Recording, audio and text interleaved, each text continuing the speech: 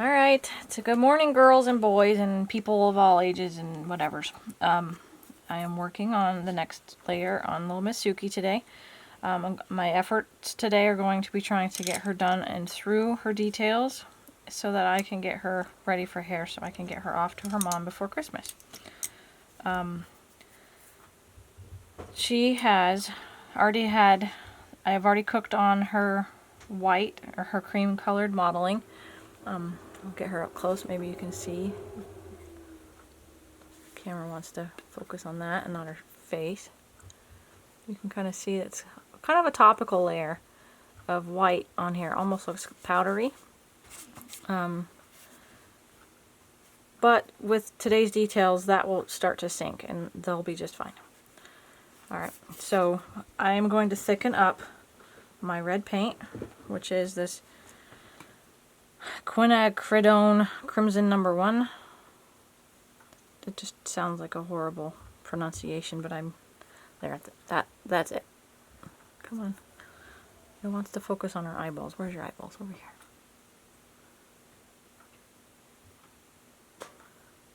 Alright, so that's the paint color that I'm using for this particular one's details. And I already have this same color in here that we use for her modeling, but I am going to thicken it up just a titch so that I have it thick enough to do her nose or nail tips and stuff without having to put 35 layers on her. A little bit more in the jar, but I also want to add kind of a little bit of a wet to the lid, and that looks really, really bright, so I want you to take heed not to put it on so thick, and make sure you blend really, really well so that you don't end up with super red, bloody looking body parts. I'm going to start, I'm going to move her head out of the way. I'm going to start with the details around her fingers. Let's see if I can get the camera to zoom into where I'm working.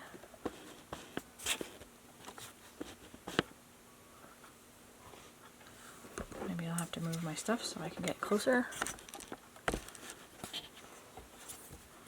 This is complicated. I apologize for being fumble fingers, but we're going to try to get this so that everybody has a good chance at seeing every detail. Alright, I think that's probably okay. Alright, so I have my tiny detail brush,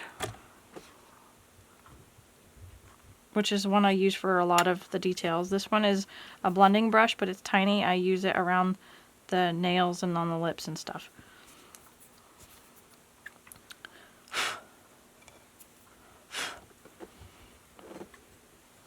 Alright, I'm going to start on the hand fingers that are on the bottom side of her hand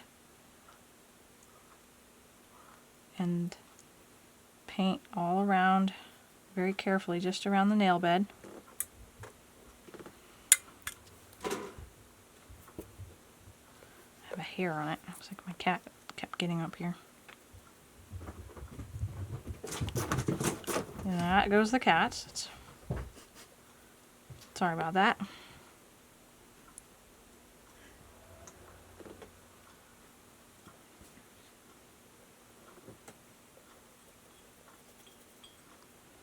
Alright, so it doesn't look as bright after it's all blended out as it does when it goes on.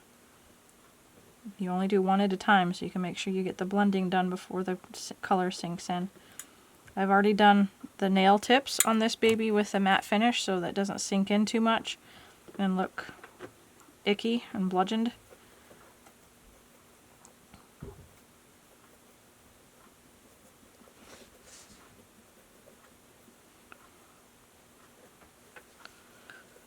And I'm going to flip her hand over so I can do the back or the top fingers around the nails. I'm going to do the bottoms of these ones second after I do the tops.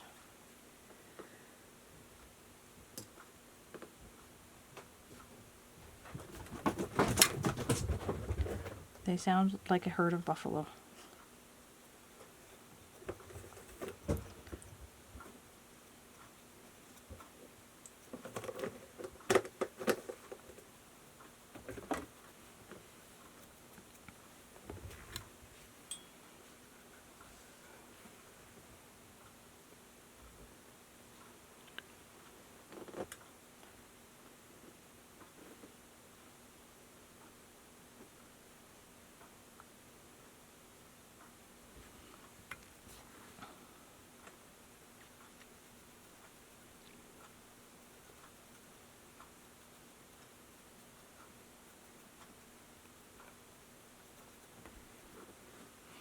Okay, so now I'm going to flip those ones over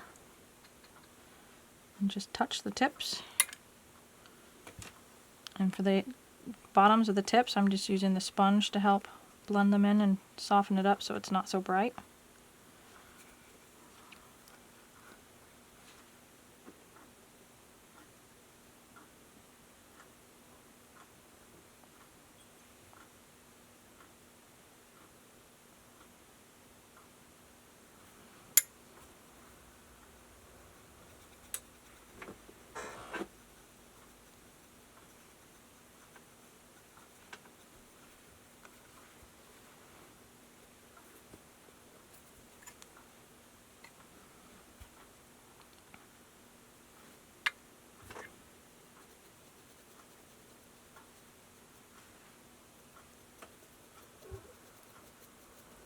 I don't want to leave any rough edges, lines, or anything where the paint stops blending. Alright, so it looks a little odd because the rest of the hand isn't done yet, but there's the fingertips. After the fingertips, I'm going to move up to the creases.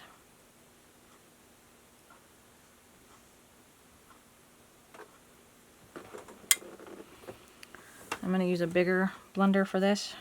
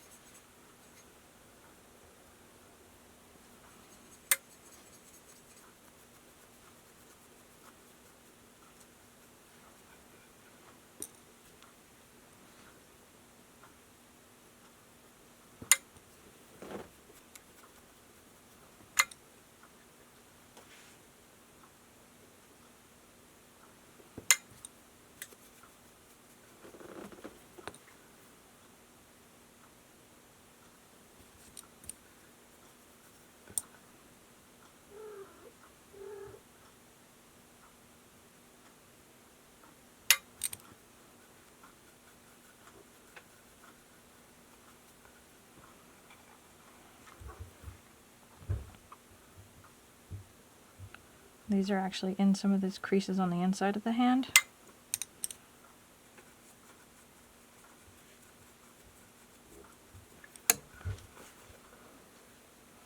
I'm going to gently use my finger to pull this finger back so I can get to these creases without smearing it all over the rest of the hand.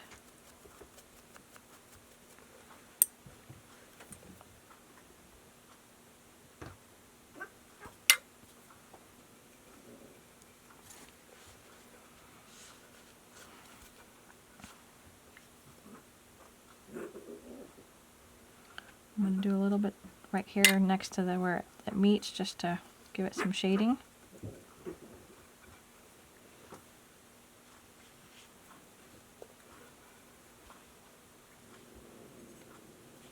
These two fingers touch, so I'm going to give them some shading in between.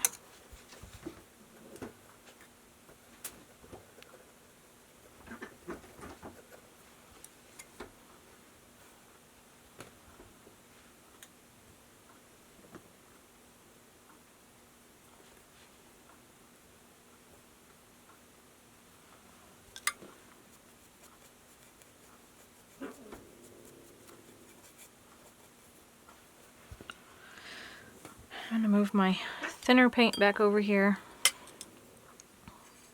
and clean off the excess paint on my brush so it's not so thick. And then just gently touch these areas where I want this blended on the pads of the hand.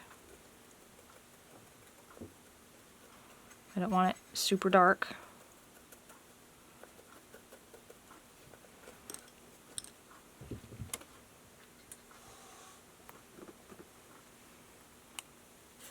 I really hope you guys have been able to see this. I really apologize if these suck. It's really hard to make sure you're working in the exact same area.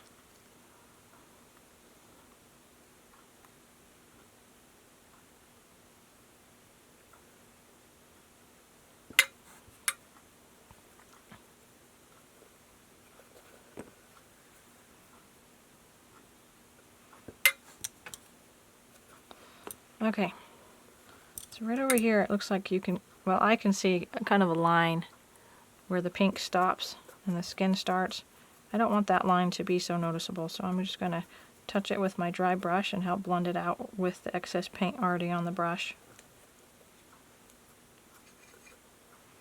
There.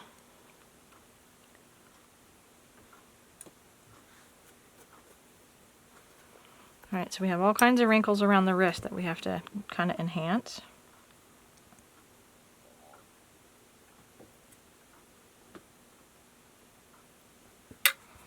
We're going to do these a little at a time so we don't fill them up and then have them dry before we can blend them properly.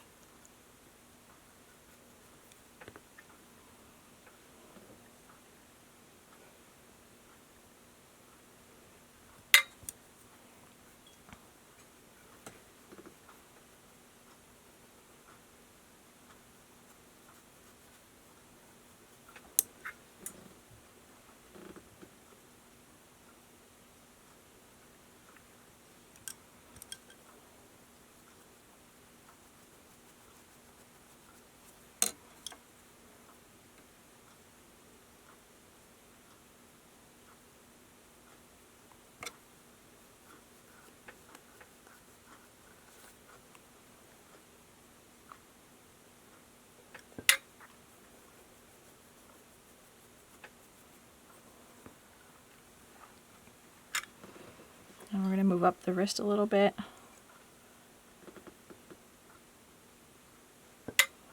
A few wrinkles at a time. Blend them in.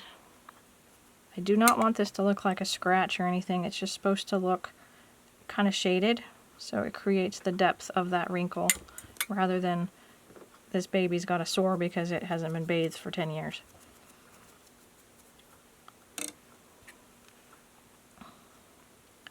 Easy and natural is what we're looking for.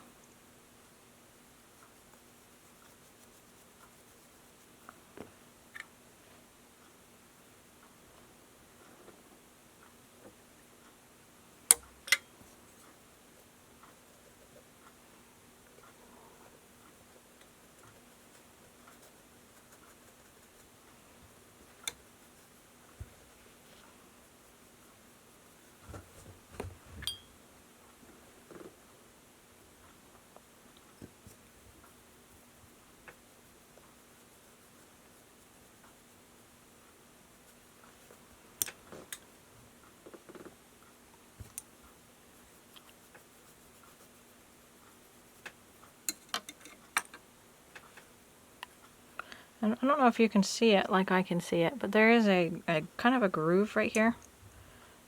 You can see it from this direction. It's just where it goes from skinny and fattens out for the shoulder. I'm going to put a little bit of this Wet Her stuff in here just to give that a little bit of shading,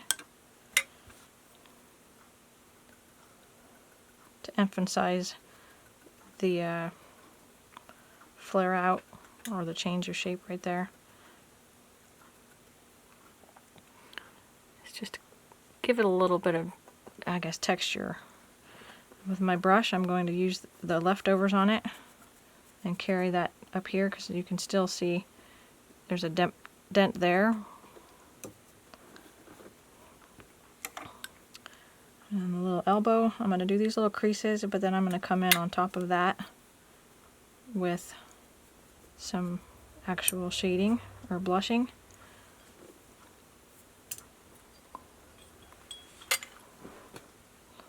With my Wet Her stuff, I'm just going to paint a little dollop on her elbow and then blend that out until it fades into the rest of her skin.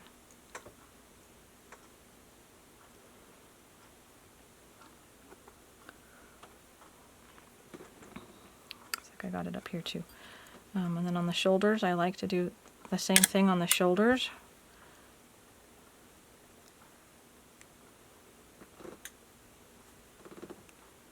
This to me just makes it feel a little more finished than if it was solid color.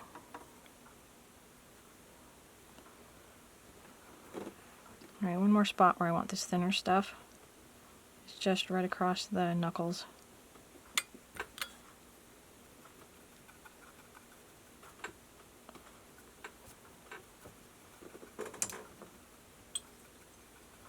Okay. So it's not a ton of color right there, but it does really make just enough of an enhancement that it makes the whole hand and whole wrist area look more natural. Alright, now double check your work. Make sure you didn't miss any creases and cracks or anything. I think this little piece and part is pretty good. I will come back in after this layer's done and do some nail beds. I like to do those all in one step after everything's caught up. So this little arm is done. Next onto a foot. This is pretty close to the same. On little babies, it's not quite as detailed as it is on the bigger babies. I'm going to outline her big toe and give that some individuality. But little younger babies like this, they don't usually have a lot of definition in the nail beds on the toe tips. They're all just kind of pink.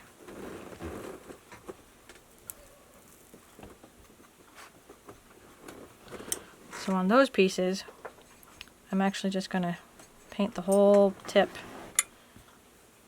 lightly pink.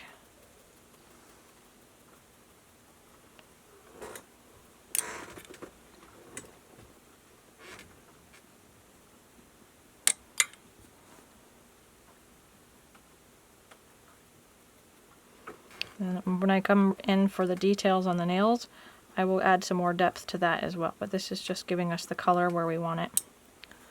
Now on the bottom of the feet, I'm going to carry that color to the toe pads.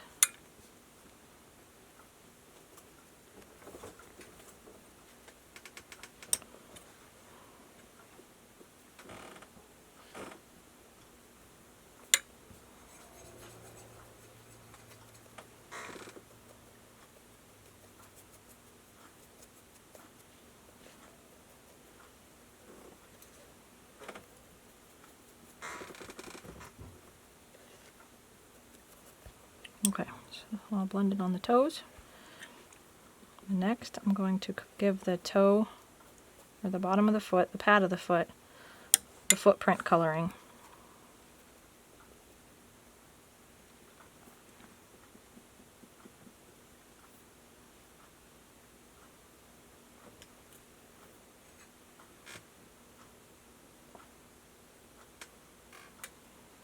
I want it to blend up the side of the foot to make it look natural.